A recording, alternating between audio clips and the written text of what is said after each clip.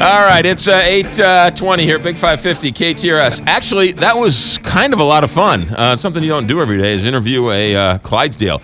I got to tell you, there was really talk about trying to somehow get that horse here in the studio.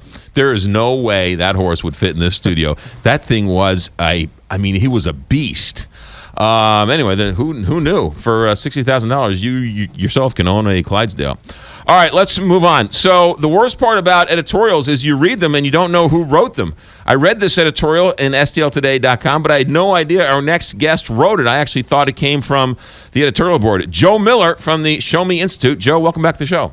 Thanks for having me. So you wrote that op-ed? No. That was the editorial board. Oh, okay, good. All right, so good. So at least I knew. I don't want credit for that editorial. The editorial was Rams pay their way, but voters must have a say. Which, and if I'm summing up the editorial from the editorial board, was, hey, it might pay for itself, but the voters deserve a right to vote on whether or not public funds should go towards a new stadium. Is that the sense of it? That was their point, yeah. Yeah, okay. You're here to say what about that editorial?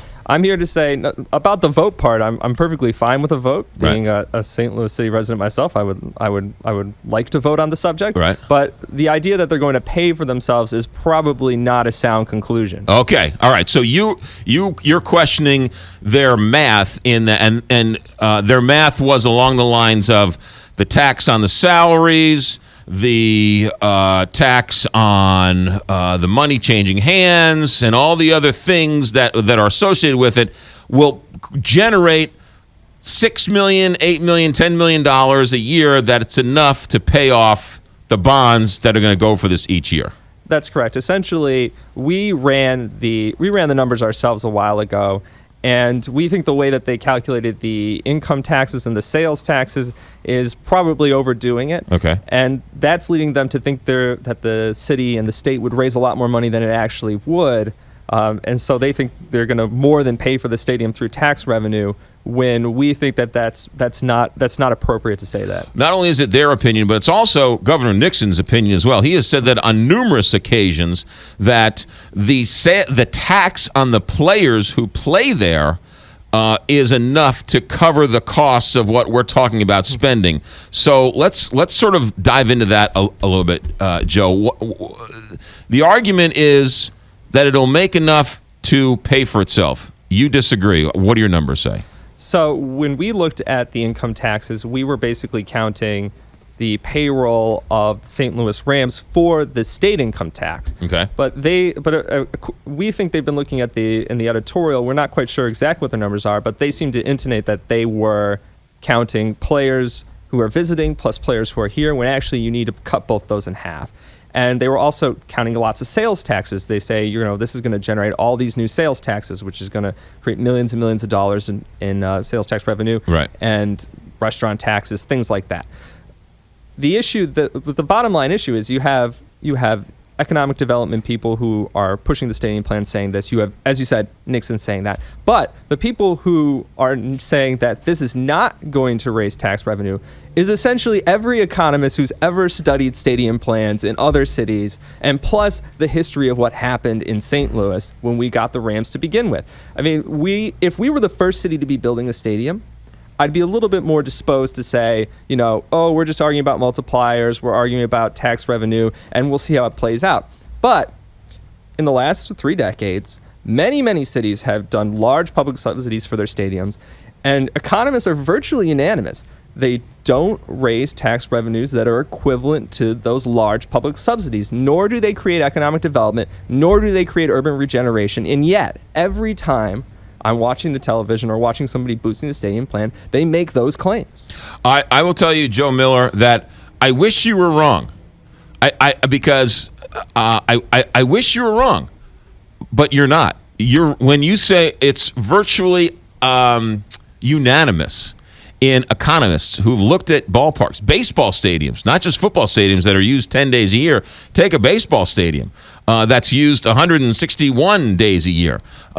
When you look at that, when you look at all the other things, the restaurants, the bars, the parking, the attendance, the players, the taxes, and you all add it up, it doesn't, in a pure economic argument, it's not worth it. You're spending more and not getting enough back money-wise. Money-wise. And this is an important point to make, that, there are different ways you can argue for a stadium. You can say that St. Louis, it's about civic pride, it's about being an NFL city, and we want to be that. And in that case, if you sent this to the voters and said, this is what it's about, we want to be an NFL city. Do you want to be an NFL city too? And then we're honest about, tax revenue projections. We're honest about the prospects of economic growth and urban development. We would not be talking about this at all right now. We would be in agreement with that's a decision for people to make. But to go out there and say things that, a University of Chicago economist talking about the St. Louis plan specifically said that spending tax dollars on an NFL stadium is possibly the worst use of public dollars that exists. I mean, it's even worse than other types of pro sports. So, and pro sports themselves are not good investments. So it doesn't take a long Google search to figure any of this out either. So I'm sure that many of the policymakers know this. Right. And frankly, that they're not telling this to people, I think is a bit misleading. So let's dive into the numbers, at least what Nixon says about the salaries. You said something kind of interesting. You said they're overinflated because we do pay, or professional athletes, which I think is talk about a violation of their rights. But if a quarterback, last year Peyton Manning came in and played one game here in St. Louis. So he has to pay 1/16 1% of 1/16 of his salary? Actually, there's an interesting point here that for the state income tax, which is 6%, but which is actually might fall because of the tax cut, but right now 6%. For that, essentially you get one NFL payroll to the state because your team leaves and they don't pay, but another team comes here and they do pay. So you get one payroll. You don't get your payroll plus somebody else's payroll. Right. But for the city earnings tax, they actually don't get charged like that. In fact, I was reading just yesterday, and I'm pretty sure this is accurate because it came from a city official, said that they actually calculate the earnings tax based on a 2,080-hour year.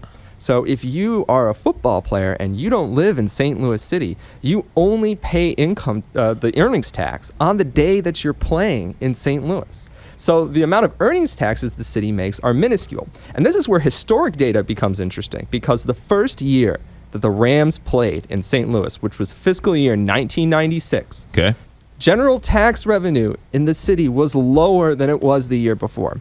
And when you understand that they're really not getting much earnings tax revenue off these guys, and that there's really no sales tax bonanza to be had from any of this, it makes a lot of sense that they would be washed out. But isn't it, I mean, that's a great stat, but aren't there too many other variables to sort of say, since the sales tax numbers went down and the Rams played their first year, then it didn't work? Well, you're correct to say that it's definitely not evidence that there was no impact on the city, although it definitely shows that there's no evidence of a very large impact on the city. Nothing like people start talking about $10 million, $15 million in sales tax revenue, plus millions of dollars in income tax, plus all the multipliers and all the ticket tax revenue. If those things were really in effect, you would see it in the data. There should be some evidence of it. Right. I remember when the playoffs and Super Bowls were going on, and they would send out, St. Louis is earning $75 million and $85 million in exposure and revenue, and you have to take into account that NFL game day is going to be here, and the NBC is broadcasting from here, and the playoffs, and the Arch is being shown in St. Louis, and isn't that great? And all of that was worth hundreds of millions of dollars of publicity. Well, the numbers that they put out on the large events, how much they help cities, is hotly disputed. There's always talk about, we're talking about hundreds of millions of dollars, but when economists go in and look at it, they don't really see it because you claim it based on these theoretical models, on assumptions. They make all these assumptions, but then when you actually look at the economies over time, because we've got a span of time now, we've had plenty of these mega events now. I mean, the economies don't seem to do much better, and it's probably because of all the reasons that people who are somewhat skeptical point out, there is substitution. So people who are maybe going to those games are not doing something else. Right. Or, visitors coming to town for these large events are crowding out other types of visitors who might spend even more money. I mean, so when it comes down to it, and the part-time jobs, of course, the jobs that they've created, the publicity is created is so short-term that it doesn't have a lasting effect on the economy, and the city has to pay more for security and all of the issues that come from having a large event. And in the end, a lot of times it looks like it doesn't have a large effect on the economy, but yet it's such a large focus of public expenditures. It really doesn't make sense from an economic standpoint. Joe Miller with us with the Show Me Institute. They're also in a weird place right now. One could argue, Joe, that if the Rams leave, that's an economic boon to the community because that would then free up space at the convention center, which would then bring in more conventions, which would then sell bigger and more hotel rooms and restaurants and arches and rental cars and hotel rooms. That is an argument. I'm always skeptical of the convention center's numbers on how much revenue they're actually bringing the city. I frankly think that there's a lot of boosterism going on there. But it is true that if the two worlds we're living in 5 years' time is one in which we have a freed up convention center and a stadium, and one in which we just have a freed up convention center and no stadium and no Rams, I think probably from the taxpayer's perspective, especially given the size of the subsidy that would be going to the Rams, right. Probably the taxpayer would be better off with just the dome. Right. Because, the argument is that, which is why they're arguing that they didn't want to refurbish the dome currently because they want to have that for giant conventions that they're missing out on because they can't plan because the Rams have to keep it open for 10 dates. It's all hypothetical to me. I think that the Edward Jones Dome, the convention center boom has been going on for 20, 30 years now, maybe longer, right. In major cities. Everybody's decided to build these gilded convention centers all over the place. There's so much competition. They're giving these things away at cost. They don't actually make money. They only count making money off of hotel rooms. So I'm skeptical of any claims of massive gain from having the dome open all year round. But it is possible. It's certainly more possible than the idea that the NFL stadium is going to somehow regenerate the north side of St. Louis. Joe Miller, I wish you were wrong. I wish you were wrong because I want an NFL team in St. Louis. I want to live in a city where there's an NFL team. I want to go to a game and have a whole lot of fun. But the numbers and the facts just support what you're saying. And I hate to say this, but the Renaissance Convention Hotel, which was renovated with massive amounts of subsidies, disaster. Right? Massive amounts of subsidies right across the street from the Dome, right across the street from the America Center Convention Center, went belly up with massive amounts of subsidies because it wasn't being used right across the street from a giant convention center. Yeah, that's correct. A lot of people, this comes up a lot, and especially some officials will say that this is to sell this to the city of St. Louis, which has many problems, none of which are a lack of sports teams. And they say, well, this is going to regenerate a blighted north side. And you know what? Look around the Edward Jones Dome now, if you like. To the north side of it is a giant vacant property right. that is owned by the North Side Regeneration Project. And their plans to redevelop the north side, the redevelopment is in scare quotes here because you have a stadium and then you have a sea of parking lots around it. I don't count that as development. Well, and after 20 years of building a convention center and a football stadium, which was going to generate a whole bunch of activity, where do you want to build the next one? Right next door. You have room for another football stadium and all this parking right next to where you spent all this money 20 years ago that was going to generate all that area. If having stadiums downtown was going to generate economic growth, St. Louis would be the fastest growing city in the Midwest. I wish you were wrong. I wish I could poke holes in this argument, but I don't want to put words in your mouth, but I think you're saying, look, if we want a stadium and we want to spend the money as a community for a football team, great. But don't tell us you're doing it for economic reasons because it's just not true. That's correct. That's exactly what you're saying. That's exactly what I'm saying. When it comes down to it, you have an argument for civic pride. You have an argument for people really like the NFL. Well, lots of people really do.